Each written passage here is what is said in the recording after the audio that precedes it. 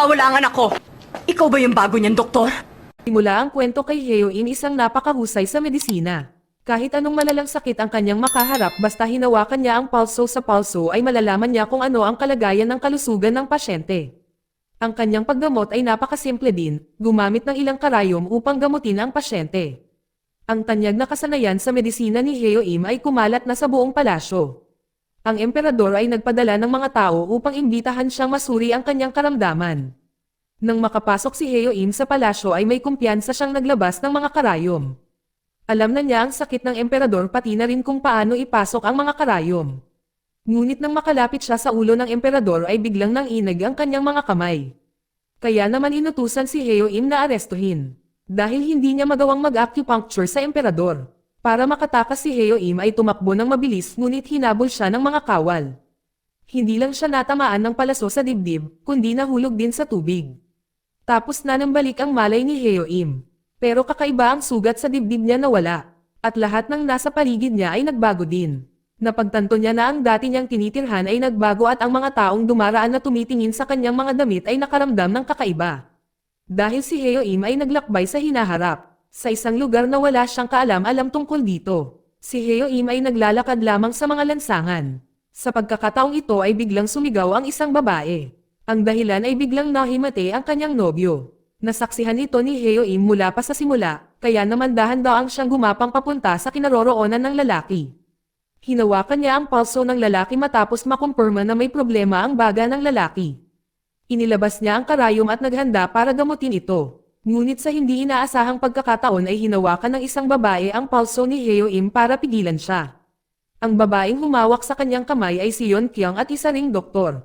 Matapos itulak si Heoim, agad niyang inilabas ang stethoscope at iba pang medical supplies. Hindi iniisip ni Heoim na ang mga gamit na ito ay makakatulog para gamutin ang isang may sakit. Hindi rin niya inaasahan na sa lugar na ito ay mga doktor din ang mga babae. Nang papaalis na si Yeon Kyung ay napatigil siya ni Heoim. Gusto niyang tanungin ang mga nangyayari na ito para linawin. Ngunit itinuring siya ni Yeon Kyung na walang pinagkaiba sa isang halimaw na lalaki. Sinipa niya si Heoim sa paa, pagkatapos ay naglakad si Heoim sa kalye dahil wala siyang mapupuntahan. Wala siyang alam sa traffic rules, kaya nang makatagpo siya ng isang sitwasyon na malapit nang sumugod ang bus sa kanya ay hindi niya alam kung paano ito iiwasan at muntik na siyang matamaan. At dahil nakita ito ni Yeon Kyung sa kabilang kalsada ang eksenang ito at nawalan siya ng malay. Matapos makita ni Heoim na nahimati siya ay nagmamadali siyang tumakbo. Nang iturok na sana niya ang karayom, lahat ng tao sa paligid niya na naghihinala. Si Heoim sa sobrang pag-aalinlangan na hindi niya magawa at dumating na rin ang ambulansya. Nagpanggap siya na miyembro ng pamilya at pumunta sa hospital kasama si Yeon Kyung. Dito niya nakita ang maraming bagay sa modernong mundo at marami rin siyang katangahang ginawa. Kasabay nito nagising din si Yeon Kyung, ang dahilan para lumabas siya ay may isang pasyente na hindi nakinig at tumakbo. Ngayon nahanap niya ang pasyente at nagising na rin siya kaya bumalik siya sa trabaho gaya ng dati. Kinabukasan nagkita ulit si Yeon Kyung at Heoim. Tinanong niya si Yeon Kyung na nabalitaan daw niya na ang mga doktor sa kabila ay napakayaman at kung maaari siyang pumunta doon para magtrabaho. Ngunit naisip ni Yeon Kyung na siya ay baliw. Pagkatapos magbayad ng tanghalian ni Heoim umalis si Yeon Kyung. Si Heoim na matagal na siyang hindi nakakaamoy ng kanin at nang kakainan niya may nakita siyang batang babae na nakaupo sa tapat niya. Kaya naman binigyan siya ni Heoim ng pagkain. Ang hindi niya alam na ito ay ang pasyente ni Yeon Kyung. Hinahanap ni Yeon Kyung itong pasyente na ito. Ang pasyenteng ito ay nagkaroon ng myocardial infarction at hinanap niya ito buong oras kung saan-saan. Dito nakita niya si Heoim, tinawag niya ang security guard para paalisan siya. Kaya naman hindi na siya nakabalik sa hospital. Buti na lang at nakita niya ang babae kanina. Nagpasalamat ang babae sa karneng binigay nito sa kanya at hinayaan niya itong itulak ang kanyang wheelchair papasok sa hospital, kaya mas naging malapit sila. Kinuha ng makulat na babae ang kanyang set ng mga karayom. Para ibalik ang karayom ay kailangan niya itong habulin. Ngunit nang makapasok sa bulwagan ang babae ay nawalan ng malay. Sa ganitong sitwasyon ay napilitan siyang gamitin ang kanyang karayom upang iligtas ang pasyente. Sa oras na iyon ay dumating din si Yeon Kyung, pagkatapos suriin ang kanyang tibok ng puso alam niyang niligtas ni Heoim ang pasyente. Ngunit sa hindi inaasahang pagkakataon ay hindi lang siya pinasalamatan ni Yeon Kyung kundi binigyan din siya ng isang masakit na sampal. Akala pala ni Yeon Kyung si Heoim ang naglabas sa pasyente. Sa galit na tinawag ni Yeon Kyung ang pulis na kunin si Heo Im. Pagkaalis niya nakita ni Yeon Kyung sa CCTV at nalaman niyang nailigtas nga ni Heo Im ang buhay ng dalaga. Pagdating sa istasyon ng pulis maingat na tinanong ng pulis si Heo Im. Ngunit kakaibang walang impormasyon tungkol sa kanya sa file at hindi ma-verify ang fingerprints nito. Kaya siya ay nakakulong sa istasyon, nakita ni Heo Im na ang pulis na ito ay may karamdaman. Kaya siya ay nag-alok na tulungan siya sa isang medikal na pagsusuri. Ngunit noong siya ay naghahanda para sa acupuncture ay dumating si Yeon Kyung at nagpiyansa siya sa kanya. At humiling sa kanya na huwag magbigay ng acupuncture sa iba, dahil akala niya ay walang lisensya si Heo Im na magsagawa nito. Bago umalis si Yeon Kyung tinulungan din niya si Heo Im sa pagtahi ng kanyang sugat. Si Heo Im ay naglakad-lakad lamang mag-isa, pagod at inaantok. Umasa siya sa kanyang nararamdaman para pumunta sa isang pamilya. Ang may-ari ng bahay na ito ay ang anak ng matandang si Choi Chun na nakilala ni Heo Im sa police station at siya rin ang lolo ni Yeon Kyung. Nalaman ni Heo Im na ito ay dating hospital. Na-curious siya at nagtanong tungkol sa lahat ng bagay doon. Ngunit mukhang hindi siya pinapansin ni Choi Chun. Ngunit magiliw pa rin niyang hinayaan si Heo Im na matulog ng magdamag. Pagkatapos bumangon kinabukasan nalaman ni Heo Im na ang lugar na ito ay isang maliit na oriental clinic at si Choi Chun ang may-ari nito. At ang natitirang lalaki at isang babae ay parehong empleyado dito. Tumingin si Heo Im sa walang laman na klinik na ito at tinanong ang staff kung may trabaho na maaaring magpakain sa kanya. Gayunpaman siya ay pinalayas ng walang anumang tugon. Pag-alis niya ay may nakita siyang bisikleta ng mga bata sa gilid ng kalsada. Dahil sa kuryosidad ay umupo siya sa bisikleta upang subukan. Nang hindi inaasahan ay madulas ang daan kaya dumiretso siya sa sasakyan at dinala siya muli sa hospital. Pagdating niya nang nagkataon na ito ang hospital na pinagtatrabahuhan ni Yeon Kyung. Akala ng mga nurse doon ay kasintahan niya si Heo Im. Nakita niya si Heo Im kaya pinalabas niya ito, bago umalis mabait na tinulungan niya si Heo Im na pagalingin ang kanyang mga sugat. Pagkaalis ni Yeon Kyung nakasalubong ni Heo Im ang babaeng pasyente at ito ay si Hara na tatakas na sana. Habang nag-uusap ang dalawa nakita niya si Yeon Kyung.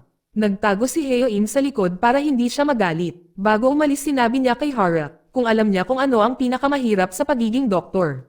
Ay kapag nawala ang taong gusto mong iligtas kahit na kaya mo naman silang iligtas. Dahil sa mga salitang ito si Hara ay pumayag na magpa-opera. Noong gabi nang si Heo Im ay pagala-gala sa hospital. Bigla siyang nakakita ng ambulansya, isang grupo ng mga tao na naaksidente. Agad siyang tumakbo sa loob ng hospital, sa mga oras na ito ay nawalan ng malay si Yeon Kyung dahil nakita niya ang taong naaksidente. Dali-daling binuhat ni Heo Im si Yeon Kyung, ngunit sa kasamaang palad ay tinamaan ito ng matalim na bakal sa kanyang katawan. Pagkatapos natagpuan muli ni Heo Im ang kanyang sarili na nawalan ng malay. Pagkagising nila siya at si Yeon Kyung ay nasa gubat. Bumalik sila sa panahon ng Joseon, si Heo Im ay wala man lang oras para magpaliwanag. May tigre na biglang sumulpat sa gubat, para tumakas hinawakan niya si Yeon Kyung sa kamay at tumakbo palayo hanggang sa makarating sa ligtas na lugar. Si Yeon Kyung ay natarante at hindi makapaniwala na bumalik siya sa Joseon. Matapos ang isang pagtatalo ay pumasok siya sa hospital nagpalit siya ng ibang damit at siya ay nagnakaw ng damit ng isang babae para kay Yeon Kyung. Sa pagkakataong ito si Yeon Kyung ay pinag-uusapan dahil sa kakaibang pananamit nito. Tumingin siya sa mga tao at sa kasalukuyang lugar at sa wakas ay nakumpirma niya na siya ay dumating sa panahon ng Joseon. Sa sandaling ito ay may isang taong nakasakay sa isang kabayo na sumugod. Nang malapit ng sugurin si Yeon Kyung sa pamamagitan ng isang kabayo nagpakita si Heo Im. Niyakap niya si Yeon Kyung sa kanyang mga bisig at pagkatapos ay pinasuot siya ng Amerikana at inilabas siya sa lugar. Pagkatapos nadalhin siya, sa wakas ay kumalma siya. Tinanong niya ito kung bakit siya bumalik sa panahon ng Joseon. Noong malapit na siya para magpaliwanag ay bigla niyang naalala ang nangyari.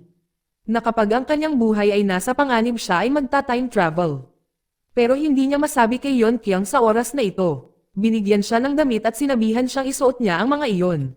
Dahil ang mga damit na ninakaw niya ay pagmamayari ng isang maharlika. Kaya kapag may nakasalubong silang kahit sino sa kalye lahat sila ay natatakot. Nang makita ang mga kawawang bata si Yeon Kyung ay nagmamadaling naglabas ng candy sa kanyang bulsa na nagpapakalma sa kanila. Si Heo Im na nakatayo doon ay iba rin ang pananaw tungkol kay Yeon Kyung. Ngunit sa pagkakataong ito si Heo Im ay isang wanted na kriminal kaya hindi siya nang ahas na kumilos ng malaya sa publiko. At pagkatapos ay pumunta siya sa hospital na iniwan si Yeon Kyung sa isang maliit na sulok. Lumapit si Yeon Kyung sa pinto at nakita niyang may nahimatay sa lupa. Agad niyang inilabas ang mga gamit na dala niya, na naglalayong mag-diagnose para sa taong iyon. Ngunit nang gagawin niya ito ay pinigilan siya ni Heo Im. Agad siyang lumabas para magbigay ng acupuncture sa pasyente, gamit ang kanyang pamamaraan para mailigtas ang buhay ng taong iyon. Tapos pumunta sila sa isang inn, sabi ni Heo Im na kailangan daw niyang pumunta ulit sa hospital. Kaya iniwan niya si Yeon Kyung doon pero sa di inaasahang pagkakataon may mga kaunti palang kaaway si Heo Im. Sabi nila na si Heo Im ay hypocritical moralizer, si Yeon Kyung na narinig niya ang mga sarkastikong salita na ito kaya maagap siyang tumayo para protektahan si Heo Im. Ang grupo ng mga tao ay nakaramdam ng galit at gustong ilayo si Yeon Kyung. Ngunit agad siyang naglabas ng pepper spray, dahilan upang pansamantalang mahulog ang mga ito.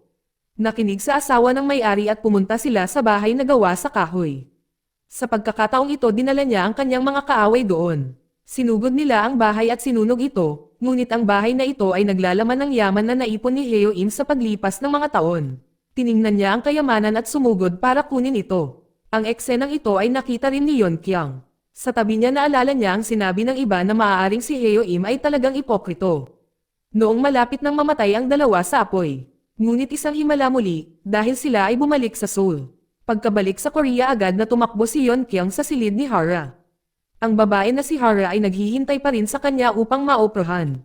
Si Heo Im ay naiwan sa labasa nakita niya ang Shin Oriental Medicine Hospital's building sa hindi kalayuan at nagpasya siyang ipaglaban muli ang kanyang career. Pumunta siya sa reception at nagtanong kung ano ang gagawin para maging doktor doon.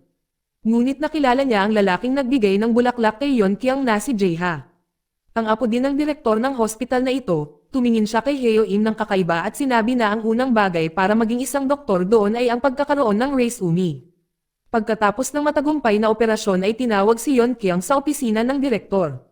Kung saan nandoon, ay hindi lamang si Director Shin kundi din si Director Jo ng Shin Oriental Medicine Hospital. Do ay tinanong niya si Yeon Kyung kung sino ang nag-acupuncture para kay Hara noong araw na iyon. Naramdaman ni Yeon Kyung ang kanyang masamang intensyon kaya nagsinungaling siya. Ngunit paglabas niya ng pinto ay nabangga niya siya, para ilayo siya sa mga taong iyon at hinailas siya ni Yeon Kyung sa isang sulok. Pagkaalis ng mga iyon ay agad niyang itinulak si Heo Im at hinayaan siyang bumalik sa kanyang mundo. Sinabi niya na ang mga taong gaaman sa pera na tulad niya ay hindi maaaring maging doktor. Pagkatapos magsalita ang dalawa ay pumunta sa kani-kanilang landas. Hindi na niya hinintay ang paliwanag ni Heo Im at umalis. Dahil si Heo Im ay walang matutuluyan, kaya naman bumalik siya sa bahay ni Choi Chun at humiling sa kanya na tulungan siyang magbayad ng kanyang tiket. Tinanong ni Choi Chun kung ano ang pangalan niya. Kaya naunawaan din niya na siya ang sikat na doktor sa mga medikal na libro. Noong gabing iyon si Yeon Kyung ay bumalik sa bahay at nadatnan ang isang lalaki na nakahiga sa kama. Pagkatapos ay nagsisigawan sila ng sabay. Tapos nalaman ni Heo Im na ang matanda ay lolo ni Yeon Kyung at ito ay bahay niya. Kinabukasan ay nagsulat si Heo Im ng kanyang resume para mag-apply ng trabaho. Ngunit nasaksihan ito ni Choi Chun, ngunit sa ngayon ay hindi siya dapat umalis.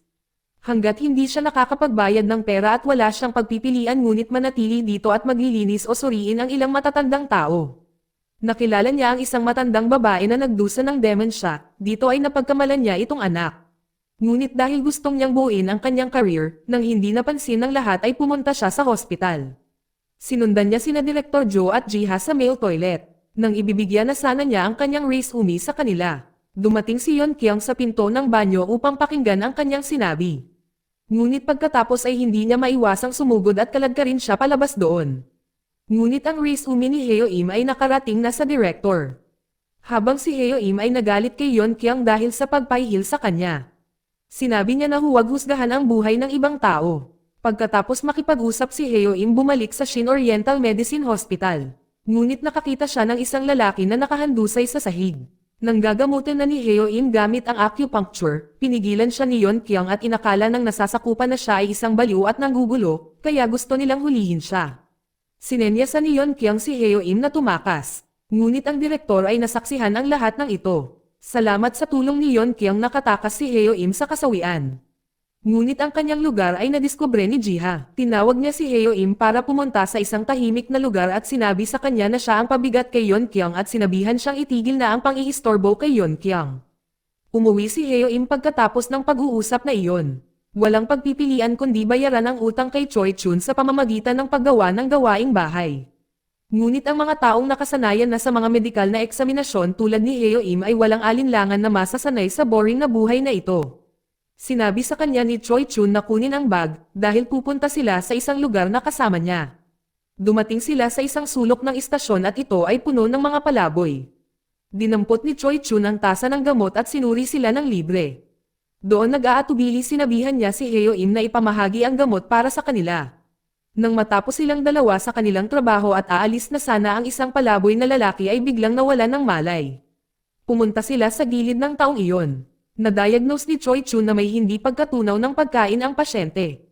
Ngunit nang malapit na siya para mag-inject kitang-kita ni Heo Im na hindi na steady ang kamay ni Choi Chun sa paghawak ng karayom. Kaya naman nag-alok siya na hayaan siyang gawin ito para sa kanya. Sa kanyang suporta ang lalaking walang tirahan ay nagkamalay din at lahat ay natuwa kay Heo Im. Pagka-uwi ni Heo Im binuksan niya ang pinto at nakita niya si Yeon Kyung nakaupo.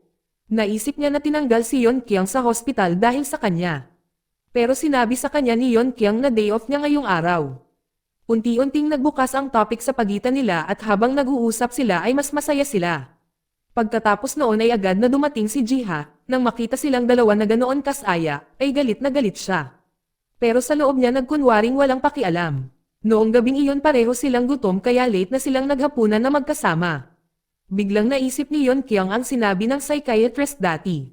Tinanong si Heo Im kung nagkita na ba sila dati, sinabi niyang hindi pa. Habang hindi inaasahan sa Joseon ay may isang lalaki sa bilangguan sa oras na ito na may hawak na larawan ng kanyang pagkabata sa kanyang kamay at may sinasabi. Kinabukasan ang matandang babae ay pumunta sa Oriental Medicine Clinic, kumuha siya ng isang pil at sinabing gusto niya itong ibigay kay Heo Im. Dahil dito si Heo Im ay naluha, dahil nung bata pa siya ang bagay na ito ay marangyang bagay. Noong malapit nang mamatay ang kanyang ina niya dinala niya ang bagay na ito para mapagamot ang kanyang ina. Pero akala ng lahat ng nasa ospital ninakaw niya ito. Bilang resulta namatay ang kanyang ina dahil hindi siya nagamot sa oras. Habang tinitignan ni Yeon Kyung ang mukha ni Heo Im naiintindihan niya kung bakit mahal niya ang pera. Pagkatapos ng medical examination ang dalawa ay nagtungo sa supermarket. Pagkatapos mamili ay balak na nilang umuwi, ngunit nagkaroon ng aksidente sa motorsiklo sa kalsada. Nawalan ng malay si Yeon Kyung dahil sa eksenang iyon, dinala siya ni Heo Im sa hospital. Ngunit hindi na siya makabalik sa hospital dahil sa mga naunang pangyayari. Noong siya ay balisang naghihintay si Director Joe ay sumulpat. Pagkagising ni Yeon Kyung hindi na siya nakita ni Heo Im bigla na lang siyang nawala. Makalipas ang ilang araw sa press conference ng Shin Oriental Medicine Hospital. Nakita ulit ni Yeon Kyung si Heo Im pagkaraan ng mahabang panahon. Malinis na siya at nakasuot ng suit na mukhang maliwanag. Nagpakita siya sa press conference bilang doktor ng ospital. Sa unang araw ng trabaho ni Heo Im, ang pasyenteng gagamutin niya ay isang taong may sinusitis. Kumpiyansa siyang nag-inject ng karayom para sa pasyente at matagumpay na nakatulong sa pasyente na maging komportable. Ngunit ang pasyente ay biglang nagkaroon pagdurugo ng ilong na hindi makontrol. Ito ang unang pagkakataon na nakatagpo si Heo Im ng ganoong sitwasyon kaya nakaramdam siya ng pagkataranta. Sa oras na ito pumunta si Jihan na laman na ang pasyente ay kumuha ng spear and spill noon na naging sanhi ng nosebleed. Sa gabi pumunta si Heo Im sa silid ni Hara, bumubuti na si Hara. Pagkaalis niya sa silid nakatagpo niya si Yeon Kyung. Lamambat ng husto ang relasyon nilang dalawa dahil sa meeting na ito.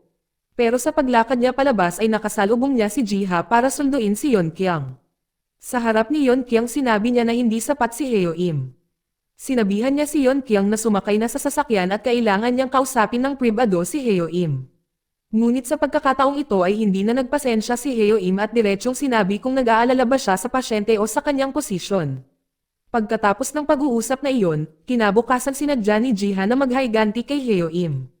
Hindi siya nagayos ng pasyente para kay Heo Im sa hindi inaasahang pagkakataon pagkatapos na napagtanto ni Heo Im na wala siyang mga pasyente ay lumabas siya ng klinika. Nasuri niya ang mga pasyente sa pamamagitan ng pagtingin sa kanilang mga mukha at sinamantala ang pagkakataong ito na ipamahagi ang mga business card sa maraming tao. Ang trick na ito ay talagang gumana, maraming tao ang nakapila kay Heo Im para magpasuri. Nagpunta si Yeon Kyung sa kantin para kumain nang hindi sinasadyang nakasalubong niya si Heo Im dito. Pagkaupo niya tinanong siya ni Heo Im tungkol sa impormasyon na may kinalaman sa Spiran. Sinagot ni Yeon Kyung isa-isa ang tanong, ngayon naramdaman ni Heo Im na nakahanap na siya ng straw para iligtas ang kanyang buhay. Basta may problema siya sa makabagong gamot ay tatanungin niya si Yeon Kyung ng ganoon. Pagkaraan ng ilang sandali ay mabilis na umunlad ang kaalaman ni Heo Im sa modernong medisina at natural din na dumating sa kanya ang pagkakataon. Isang araw biglang natigilan ang isang counselor at hindi na nakapagsalita. Inimbitahan ng director si Jiha at Heo Im na gamutin ang counselor. Matapos itong e-diagnose ni Jiha, gusto niyang mag-acupuncture sa counselor. Ngunit hindi niya inaasahan na ang kanyang acupuncture method ay wala epekto sa kanya. Si Heo Im na nakita ang pagkakamali ay gusto niyang subukan ito. At ang kanyang pagtatangka ay nailigtas ang counselor. Pagkatapos niyang gawin ay ipinaliwanag din niya ang lahat sa paraan ng modernong medisina na labis na nagpahiya kay Jiha. Sa oras na ito nalaman ni Yeon Kyung ang balita mula sa isang kasamahan. Naniyaya siya ng direktor si Heo Im na magtrabaho sa kanya. Kaya agad siyang pumunta para hanapin si Heo Im.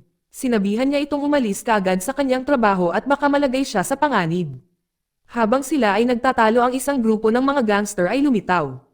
Upang protektahan si Yeon Kyung, naglapat siya ng acupressure upang mapatamba ang mga taong ito. Ngunit hindi siya nag-ingat sa oras kaya't si Heo Im ay nasaktan sa ulo. Sa sandaling siya ay nawalan ng malay ay umiikot ang mundo. Pagkatapos magising, nakita nila lumipat muli sila pabalik sa Joseon. Doon ay may nakasalubong silang grupo ng mga sundalo. Buti na lang may pepper spray sa bulsa ni Yeon Kyung, ginamit nila ito para magkaroon ng pagkakataong makatakas. Tapos nagtago sila sa silid. Sinabi ni Heo Im na ang pinakadelikadong lugar ay ang pinakaligtas na lugar. Pero sa hindi inaasahan, dahil medyo halata ang kilos nila, nahuli pa rin sila. Dinala nila si Heo Im sa kulungan at dinala si Yeon Kyung sa kanyang lugar. Sa kulungan nakilala ni Heo Im ang isang doktor na nagrekomenda kay Heo Im sa emperador noong taong iyon. Nagkatinginan silang dalawa. Sinabi ng doktor kay Heo Im siya ay hindi magaling. Nalaman din ng doktor ang dalawang magkaibang mundo. Sinabi sa kanya ng doktor na ang baluktot na pananaw sa mundo ay nagdadala sa kanya sa maling direksyon sa medikal na landas, upang siya ay mapunta sa tamang landas ng isang mahusay na doktor. Sa oras na ito, isang mandarin ay dumating upang sabihin na ang doktor ay maaaring palayain. Bago umalis, sinabi niya kay Heo Im, kung ang isang doktor ay hindi alam kung saan ang kanyang sariling halaga ay sayang lang. Samantala si Yeon Kyung ay nagawang makatakas. Kailangan niyang pumunta para iligtas si Heo Im at pagdating niya sa pintuan ay may nakita siyang matandang lalaki.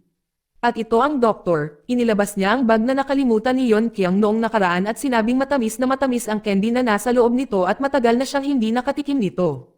Si Yeon Kyung ay nagulat sa kanyang sinabi. Sinabi ng doktor na magkikita pa sila sa hinaharap. Sinabi niya kay Yeon Kyung na maraming nasaktan si Heo Im para maging ganoon at baka si Yeon Kyung lang ang makapagpabago sa kanya. Sa oras na ito, si Heo Im ay nailigtas ng isang tao. Ngunit siya din ang nagsunog sa kanyang bahay.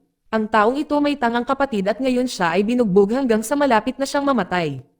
Kaya ang taong ito ay humingi ng tulong sa kanya. Naalala niya ang kanyang responsibilidad bilang isang doktor. Kaya agad niyang sinimulan ang pagsusuri sa pasyente. Habang si Yeon Kyung ay nakatakas at nakilala rin ang assistant ni Heo Im at nagsabi kay Yeon Kyung na dati ay isang napakabait na tao si Heo Im. Madalas siyang pumunta sa silid ng mga manggagawa upang suriin ang mga ito. At tinanggihan pa ang mga kahilingan ng mga maharlika. Minsan noong sinusuri ni Heo Im ang isang kasambahay ay nakita sila ng kanyang amo, kaya naman pinhirapan nila si Heo Im. Kasabay nito napagaling ni Heo Im ang kapatid ng lalaki. Biglang sumugod ang kanilang guro at pinagalitan siya. Dahil nang ahas siya na gumawa ng kahit anong bagay sa kaunting talento. Kinaladkad niya ang kapatid na sinagip ni Heo Im. Desperadong tinawag ng kapatid ang pangalan ng kanyang kapatid bago siya namatay. Si Yeon Kyung ay nasa labas ng pinto at si Heo Im ay nakaluhod sa lupa. Walang magawang pinagmasdan ang lahat. Ang tunog ng patpat na may halong sigaw ng kanyang nakababatang kapatid. Gumapang siya sa kanyang kuya. Sa pagkakataong ito, kailangan niyang magmakaawa na aminin na siya isang duwag. Tumingin kay Heo Im, hindi siya kamukha ng lalaking lagi niyang nakakabiruan. Pagkatapos ay ikinulong sila sa imbakan ng kahoy na panggatong. Iniligtas sila ni Yeon Kyung ng gabing iyon. Matapos ilibing ang hangal na kapatid. Sinabi ni Heo Im na tapusin sila. Pagkagising nila, bumalik sila ng Korea. Pagkatapos nito, naging malamig na si Heo Im kay Yeon Kyung. Sinabihan siya na ingatan ang kanyang sarili. Pagkatapos makipag-usap, umalis na siya ng walang lingon-lingon. Hindi sinasadyang nakasalubong niya ang pulubi sa istasyon noon. Pinakiusapan si Heo Im na gamutin ang sugat ng isa pang pulubi. Ngunit hindi niya alam kung bakit nagmamakaawa siya. Nagmamadaling umalis si Heo Im, parang may naalala siya. Pagkaalis niya agad na hinubad ang kanyang damit, dinampot ang karayom at tumakbo sa tulay at itinapon ito sa tubig. Tila naintindihan ni Heo-im na kahit sa anong mundo pa siya ay palaging may class division. Kaya sa mundong ito gusto niyang baguhin ang kanyang sarili na lumalaban pa rin para sa kapangyarihan at pera. Pagkatapos gawin ang desisyon na iyon ay naging malupit siya. Hanggang sa kinabukasan ay malamig din na binati ni Heo-im si Yeon-kyung. Pagkatapos dinala si Heo-im sa isang mayamang pamilya. Matapos ipakita ang kanyang professionalismo, nakuha niya ang tiwala ng pamilyang iyon. Dinala nila siya sa isang silid para sa pagsusuri at sa sandaling mabuksan ang pinto ay nakita niya ang isang binata na nakayuko sa kama. Alam niya na ang binata na ito ay nasa ilalim ng isang psychological state. Napag-alam ni Heo-im na ang binatang ito ay addicted. Sinimulan siyang gamutin ni Heo-im ng acupuncture at unti-unting hindi na siya masyadong mahina. Natuwa ang ama ng binata sa kanya, ngunit nang aalis na sana siya ay hinawakan ng binata ang kanyang kamay. Nakiusap siya na palayain siya, ngunit hindi siya pumayag. Dahil lalong dumami ang pasyente ni Heo-im, mas maraming pera ang kinita niya. Sa ilalim ng pamumuno ni Direk Joe ngayon ay mayaman na lamang ang kanyang ginagamot. Ngunit kahit na nasa kanya ang mga bagay na iyon ay hindi siya natuwa. Isang araw ang matandang babae ay gusto daw niyang makita si Heo-im. Ngunit pagkatapos na makita ay hindi siya kinilala ni Heo-im. At umalis siya para pumunta sa bahay ng adik na lalaki. Habang ginagamot siya, sinaksak niya ng matalim na panulat si Heo-im. Pagkatapos noon ay sinamantala niya ang pagkakataong tumakbo palabas. Ngunit saglit na pagtakbo ay nawalan siya ng malay sa pisikal na kadahilanan. At pagkatapos ay dinala siya sa hospital kung saan nagtatrabaho si Yeon-kyung. Si Heo-im na walang pag-aalaga sa kanyang mga pinsala ay sinundan siya sa hospital. Hinarap siya ni Yeon-kyung at gusto siyang tanungin ng ilang mga katanungan, ngunit hindi siya pinansin ni Heo-im. Sa sandaling ito ay tinawag ni Director Joe si Heo-im. Nang marinig ni Yeon-kyung ang kanilang pag-uusap, pagkaalis ng direktor sinabihan niya si Heo-im na tumigil na. Nakipagtalo sila ng sandali at si Heo-im ay umalis. Dumating siya sa kalsada malapit sa bahay ni Choi Chun, nakasalubong niya ang matandang babae na sinuri niya dati. Sinabi nito sa kanya na walang malay ang matandang babae sa kalsada. Dahil gusto niyang bigyan siya ng cookie. Agad siyang tumakbo sa lugar kung saan nakita niya na walang malay ang matandang babae. At gagamutan na sana niya ito, ngunit napagtanto niyang naitapon na niya ang bag ng mga karayom. Si Heo-im ay walang gamit na pinakinggan ang lalong mahinang pintig ng puso ng matanda at naalala ang panahong umalis ang kanyang ina sa mundo. Napasigaw siya at umiyak, buti na lang sa pagkakataong iyon ay biglang sumulpot si Yeon-kyung. Agad siyang naglabas ng isang bag ng gamot para iligtas siya at sa wakas ay unti-unting iminulat ng matandang babae ang kanyang mga mata at sabay nilang dinala sa hospital. Nagtago si Heo-im sa isang sulok dahil hindi siya naglakas loob na humarap sa kanya. Matapos siyang matagpuan, sinabi ni Yeon-kyung na ayos lang ang matandang babae. Sa oras na ito nagsorry siya sa kanya dahil sa nangyari kagabi. Noong sumunod na araw sina Heo-im at Yeon-kyung mas naging maayos na din. Pagkatapos nakasalubong ni Heo-im si Jiha at niyaya niya si Heo-im sa isang party. Si Heo-im hindi alam kung anong trick ang lalaruin ni Jiha pero pumayag pa rin siya. Pagkatapos ay pumunta siya kay Hara, habang nakikipag-usap kay Hara. Nagsabi siya na gusto niya na bumili ng isang regalo. Pumunta sila sa isang tindahan ng alahas, pumili siya ng isang pulse earrings na may puso at sinabi sa kanya na ang puso ay kumakatawan din sa pag-ibig. Sinabi ni Hara kay Heo-im na ibigay niya ito kay Yeon-kyung. Hindi niya inaasahan na ito na ang huling pagkakataon na makikita niya si Hara. Noong gabing dumating si Heo-im sa party, sinadya ni Jiha na gumawa ng pekeng pagkakakilanlan para kay Heo-im. Nang biglang pumasok si Director, tinulungan niya si Heo-im na mag-relieve at tinawagan si Jiha ng pribado at sinabing bawal siyang makipag-away kay Heo-im hanggang sa susunod na buwan. Sa oras na ito nakatanggap si Yeon-kyung ng notification na may emergency surgery. Nahinimatay ulit si Hara dahil sa pagod, tiningnan ni Yeon-kyung ang maputlang mukha ng dalaga at agad na sinimulan ang operasyon. Narinig din ni Heo-im ang balita at naghintay sa labas ng pinto. Ngunit sa pagkakataong ito ay hindi na nailigtas si Hara. Lumabas si Yeon-kyung sa operating room sa pagkabigla. Patuloy na pumapatak ang mga luha ni Yeon-kyung. Habang pauwi ang kanyang lolo ay hindi alam ng kanyang lolo kung paano siya ay comfort. Malungkot si Yeon-kyung kaya gusto niyang tumakbo palabas para makalanghap ng hangin. Ngunit nakasalubong niya si Heo-im na sumusunod sa kanya. Sa oras na ito nagpakita rin si Jiha para ihatid si Yeon-kyung. Habang nasa daan naalala ni Yeon-kyung ang kanyang pagkabata.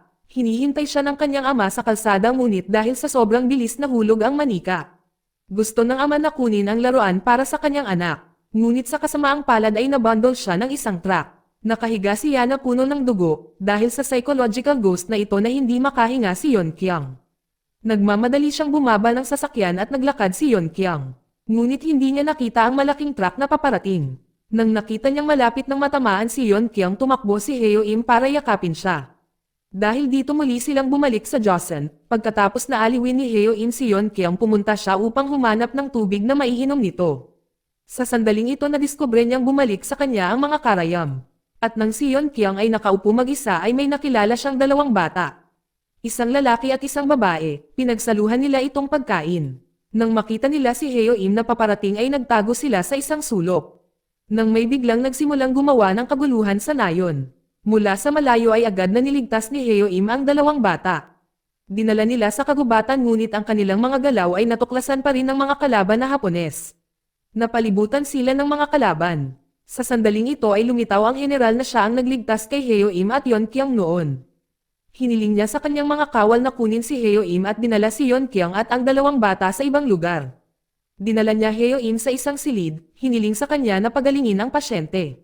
Kung hindi niya ito mailigtas si Yeon Kyung at ang dalawang bata ay ipinadala sa kaharian. Wala siyang ibang magagawa kundi gamutin ang taong nakahiga doon. Matapos gamutin ang mga pasyente, tinupad nila ang kanilang pangako na palayain sila. Nang pauwi na sila, ang bata ay natama ng palaso. Dinala ni Heo Im ang bata upang maghanap ng lugar. Buti na lamang at may ilang mga monghe na sumulpat. Dahil hindi pa nakakita si Heo Im ng sugat na ganito. Hinayaan lamang niya si Yeon Kyung na gawin ito para sa kanya. Ngunit tiningnan ni Yeon Kyung ang sugat at naalala niya si Hara. Si Heo Im ay nagsabi sa kanya na subukan ang kanyang makakaya bilang isang doktor. Salamat sa panghihikayat ni Heo Im ay nagsagawa ng operasyon si Yeon Kyung sa bata. Pagkatapos ng ilang araw nang iuuwi na sana nila ang dalawang bata. Ngunit pagdating nila sa nayon ay napag-alaman nilang ang lugar na ito ay sinira. Nang makita ang eksenang ito, kailangan nilang manatili upang pagalingin ang lahat. Habang sila ay nag-uusap, si Yeon Kyung biglang naalala ang aksidente sa nakaraan. Niligtas siya ng isang tao at ang taong iyon ay ang doktor. Agad niyang napagdesisyonan na puntahan siya para masolusyonan ang misteryong ito. Pinuntahan nila ang lugar kung saan nakatira ang doktor ngunit wala siya doon. Biglang may mga grupo ng mga tao na nakapaligid sa kanila. Dumating sila para mahuli si Heo Im, dahil hindi kasali assistant nito kaya sinabihan niya itong tumakbo muna. Sa mga sandaling ito ay may isang taong kumuha kay Yeon Kyung. Si Jino na nakatayo sa isang sulok na nanunood sa kanila, niligtas niya si Yeon Kyung. Sa pagkakataong ito ay isang espada ang biglang tumusok sa likod ni Heo Im. Nahuli si Yeon Kyung kaya walang paraan para matulungan siya. Pagkagising niya ay napagtanto ni Heo Im na siya lang pala ang nakabalik sa Korea at wala si Yeon Kyung. Nagmamadali siyang bumangon at gustong bumalik sa Joseon at saka siya nahimatay muli. Dinala siya ng mga dumaraan sa hospital. Pagkagising ang unang ginawa ni Heo Im ay humiling na gusto niyang mamatay. Ngunit sa hindi inaasahang pagkakataon ay naisip ng doktor na baliw siya, kaya binigyan niya ito ng pampakalma na injected para makatulog siya. Nang mga oras na iyon ay sumugod din si Jiha sa hospital. Tinignan niya si Heo Im sa hospital, hindi niya nakita ang figure ni Yeon Kyung. Tinanong siya ni Jiha ng malakas, ngunit gusto ni Heo Im na bumalik sa Joseon. Ngunit nakatali ang mga kamay at paa niya, kaya hiniling niya kay Jiha na pakawalan siya. Nakita ni Jiha na mukhang hindi nagsisinungaling si Heo Im. Kaya pinakawalan niya ito at sinamantala ni Heo Im ang isang bag ng karayom at sinaksak ang sarili ng karayom sa dibdib. Muling naglakbay si Heo Im sa Joseon ngunit pagdating niya nakita niyang wala na si Yeon Kyung. Samantala si Yeon Kyung ay nagkamalay na, ang taong nagligtas sa kanya ay ang doktor. Alam ng doktor na naalala ni Yeon Kyung ang lahat. Noong taong iyon dahil masyado pa siyang bata kaya hindi niya maintindihan kung anong taon ang kanyang nilakbay. Dito ay nasaksihan niya ang car accident ng ama ni Yeon Kyung kaya kinuha niya ito para alagaan. Pero dahil sa sobrang sakit ng alaalang iyon ay pinili ni Yeon Kyung na kalimutan ito. At ilang sandali pa ay dumating si Heo Im at nakita si Yeon Kyung. Mahigpit ang yakap nila sa isa't isa pagkatapos ng napakaraming bagay na nangyari. Hindi nagtagal pagkatapos nilang magpaalam sa doktor para bumalik sa Korea. Pagdating sa Korea, dinala ni Heo Im si Yeon Kyung sa hospital. Lagi itong nasa tabi niya, natakot siya na ang doktor ay masyadong mabigat ang kamay at ang mga tahi ay masama. Pagkatapos gamutin ang sugat, si Heo Im rin ang nag-alaga sa kanya. Ang relasyon nila noong panahong iyon ay nananatiling malapit. Pagkatapos ng matamis na sandali ay medyo matamlay siyang tiningnan ni Yeon Kyung. Kaya sinabihan niya itong umuwi at magpalit ng damit. Pagkatapos ay nakipagkita siya sa direktor, alam din ng direktor ang tungkol sa doktor. Pero kahit anong itanong ni Heo Im, tumanggi siyang sumagot ng diretsyo. Kinagabihan pumunta si Heo Im sa ospital para asikasuhin si Yeon Kyung. Habang kausap si Heo Im ipinakita niya ang mga acupuncture points sa katawan. Sa hindi inaasahang sandali hinalikan ni Heo Im si Yeon Kyung at hindi na tumanggi si Yeon Kyung. Si Yeon Kyung at Heo Im ay bumalik sa trabaho kinabukasan. Dinala ni Director Joe si Heo Im sa bahay ng isa pang tycoon. Si Heo Im ay sadyang nagdulot ng gulo sa panahon ng diagnosis. Hindi tumugma sa paliwanag ni Director Joe, ginawa niya ito upang magalit ang mga taong ito at pagkatapos ay tumakas mula sa kontrol ng direktor. Si Heo Im ay iniwan ang Shin Oriental Medicine Hospital at bumalik sa bahay ni Choi Chun. Dahil gusto niyang maging isang tunay na doktor doon. Nakita rin ni Yeon Kyung na bumalik si Heo Im, bagamat alam niya na balang araw ay babalik si Heo Im sa kanyang mundo. Ngunit sa pagharap sa pakiramdam na ito ay nakaramdam pa rin siya ng kasiyahan. Bukod sa pagkalubog sa pag-ibig ay mas responsable din si Heo Im para sa klinik. Hindi lamang siya naging proactive, ngunit nagsumikap din siyang suriin ang matanda. Pag-uwi ni Yeon Kyung ay hindi niya nakita si Heo Im. Sobra siyang natarante sa takot na biglang mawala si Heo Im. Buti na lang at tumakbo siya papunta sa likod ng bahay nakita niya na pinapakain ni Heo Im ang aso. Mas nagustuhan siya ni Yeon Kyung kaysa sa inaakala niya. Sa pagkakataong ito ay lumingon din siya at sobrang excited at natisod siya sa lupa. Nang makita ang emosyonal na mukha ni Yeon Kyung alam niya kung ano ang kanyang inaalala. Niyakap niya ng mahigpit si Yeon Kyung at nangako siya sa kanyang sarili na hinding-hindi niya ito pababayaan kahit na hindi niya sinasadya maglakbay sa ibang panahon makakabalik siya. Dahil dito gamaan ang loob ni Yeon Kyung matapos marinig ang kanyang pangako at mas sumigpit pa ang yakap niya. Nagkataon na sa mga oras na ito ay nagbabakasyon si Yeon Kyung kaya nasa klinik sila na masayang namumuhay. Isang araw ay binalak ni Heo Im na ilabas si Yeon Kyung para sa medical examination. Ngunit kalalabas lang ng pinto ay nakasalubong niya si Jiha. Nakakapagtaka nang makita silang magkahawak ng kamay. Hindi nagalit si Jiha sa kabaligtaran ay gusto niya silang sundan sa istasyon. Si Heo Im parang pamilyar sa lahat ng tinulungan niya mga pulubi na ito na gumaling. Tumitingin sa paggamot ni Heo Im nakaramdam ng kaunting paghanga si Jiha. Dahil alam na niya ang pagkakilanlan ni Heo Im dati. Pagkatapos sa pagsusuri para sa pulubi nag-date sina Heo Im at Yeon Kyung. Ngunit hindi nagtagal ang kanilang kaligayahan. Isang araw dumating sa klinik ang dalawang pulubi na nakasuot ng magagalang na pananamit. Masama daw ang pakiramdam nila. Ngunit nang sila ay masuri ay mayroong kakaiba. Ilang sandali ay umalis na sila ngunit pagdating sa pintuan isa sa kanila ay nahimatay. Sa oras na ito ay dumating din ang ambulansya at pulis. Ang isa pang pulubi ay tinuro si Choi Chun at sinabing dahil sa kanyang acupuncture ang pasyente ay nahimatay. Kaya dinala si Choi Chun sa istasyon ng pulis. Sinabi ng pulis kay Heo Im na baka kailangan pang makulong si Choi Chun. Humingi ng tulong sa pulis si Heo Im. Ngunit sinabi niya 20 taon na ang nakakaraan. Ang anak ni Choi Chun ay nagdulot ng isang medikal na aksidente kaya naghinala sila na ginawa din niya ito. Kasabay nito ang taong inoperahan ni Yeon Kyung ay ang pulubi. Naramdaman niya na may mali. Pagkatapos ng operasyon ay nalaman ni Yeon Kyung na may table task sa bag ng pasyente. Noong mga oras na iyon ay dumating ang mga pulis para mag-imbestiga. Sinabi ni Yeon Kyung sa pulis ang alam niya, si Heo Im dinala din niya ang pulis. Ang pulubi ay iginiit na wala siyang alam at isa lang siyang biktima. Narinig iyon ng pulis at inakala nilang si Choi Chun ang papatay sa pasyente. Si Heo Im biglang naalala ang araw na sinabi ng pulubi na kailangan niyang hayaan si Choi Chun na magbigay sa kanya ng acupuncture.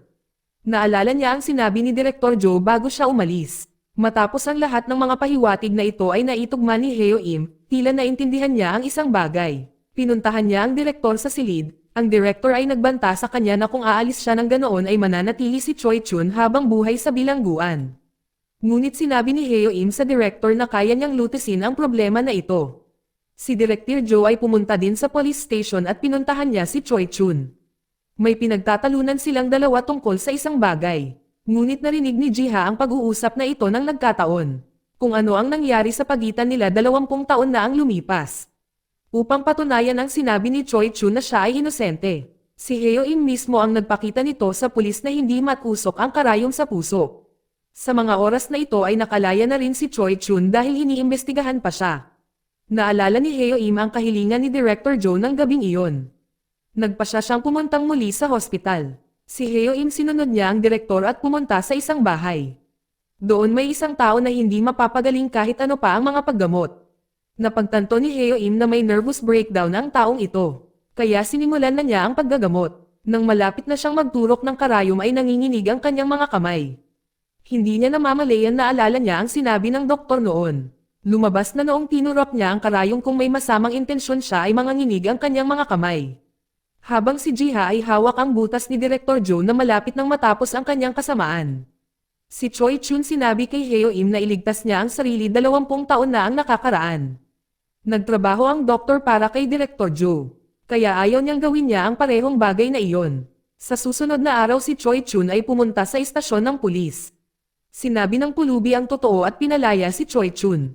Matapos maranasan ito alam ni Heo Im kung ano ang responsibilidad ng isang tunay na doktor. Naalala niya noong taong iyon nang dumating siya sa Hanyang Palace. Hindi niya nailigtas ang maliit na batang babae na iyon, kaya labis siyang nalungkot, ngunit sinabi sa kanya ni Yeon Kyung na buhay pa ang bata na labis na ikinatuwa ni Heo Im. Para tuparin ang dati niyang pangako nagpasya siyang bumalik muli sa Joseon. Muli ay bumalik si Heo Im sa Joseon, ngunit kakaibang tahimik ang lahat. Bigla niyang naalala na sinabihan siya na ang mga sundalo ipapadala sa Hanyang. Habang si Choi Chun bigla siyang nawalan ng malay, saka nalaman ni Yeon Kyung na napakalubhana ng kanyang karamdaman. Kinailangan niyang tumawag ng ambulansya para dalhin ang kanyang lolo sa hospital at paghandaan ang kanyang operasyon. Sa Joseon nakakita si Heo Im ng liham. Sinunod niya ang mga tagubilin at sa liham na pumunta sa isang maliit na bahay. Si Maggie at ang doktor ay buhay pa. Alam ng doktor ang gustong gawin ni Heo Im. Pinuntahan niya ang maliit na babae upang gamutin ang sugat nito. Nang sinuri niya ang kanyang pulso, nalaman niyang tila may sakit sa puso ang bata. Nang biglang may sumulpat na grupo ng mga Japanese sa labas ng bakuran. Samantala sa Korea tumanggi si Choi Chun na magpa-opera. Akala niya mas nauna pang namatay ang kanyang anak at manugang kaysa sa kanya kaya wala siyang mukha para magpa-opera. Habang si Heo Im napapaligiran din ng mga kaaway, sa oras na ito ay papatayin nila ang lahat ng tao. Bigla isang grupo ng mga taga-nayon ang dumating upang harangin ang lahat ng mga kaaway. Hanggang sa matalo nila ang mga ito. Bumalik si Heo Im sa batang babae, sinabi niya na kung gusto niyang gumaling kinailangan nilang subukan.